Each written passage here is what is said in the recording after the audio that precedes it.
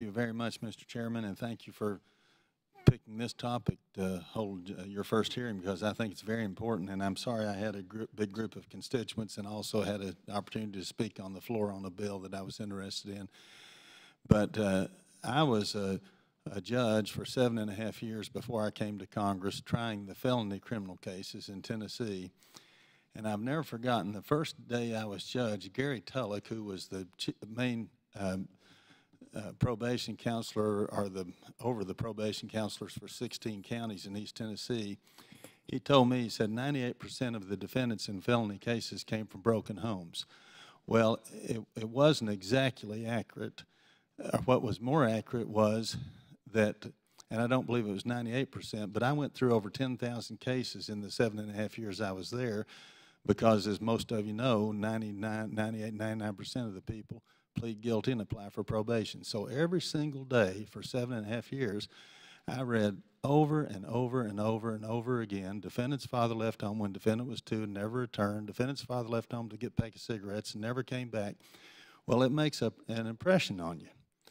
And I can tell you, I remember also several years ago when I was still in Congress, one Friday afternoon I missed the direct flight out of National Airport, and I had to drive to Dulles Airport one Friday afternoon, and the 3 o'clock national news came on. There had been a school shooting by some 14-year-old boy or something, and they had the national head of the YMCA on the radio, and he said, children are being neglected in this country like never before. And I thought, boy, how sad it was to say something like that. But somehow or another, we have got to get out that especially young boys cannot raise themselves. And I read that 80 or 85% of the babies that are being born in some of our biggest cities are born out of wedlock.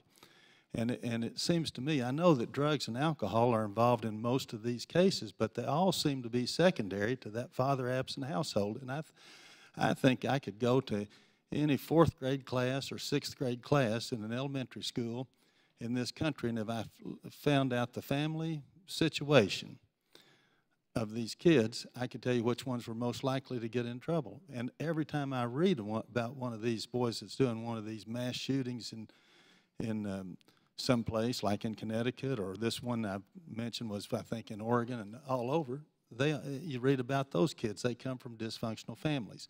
So I think we need to do all kinds of things. I think we need to get more males teaching in the elementary schools, because so many boys are growing up without a good male role model. I'd like to see more boys get into Boy Scouts. This is a national crisis, and it's the root of our crime problem, in my opinion. And it seems to me there's just a lot of things that we need to do. I started, when I was judge, a program called, I called it Court Counselors.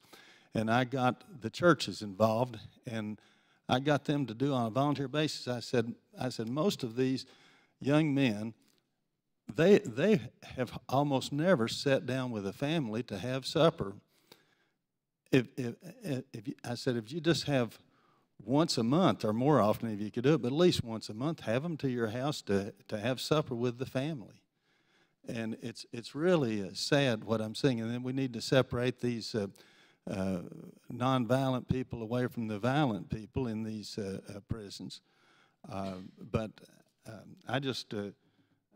I'm supporting some of these efforts to on some of these criminal justice reform bills, and I sure hope we can move on that. And I just wanted to say a few things like that, Mr. Chairman, and I'll work with you any way that I can on this, because it's a subject of great interest to me. I thank the gentleman from Tennessee, and not only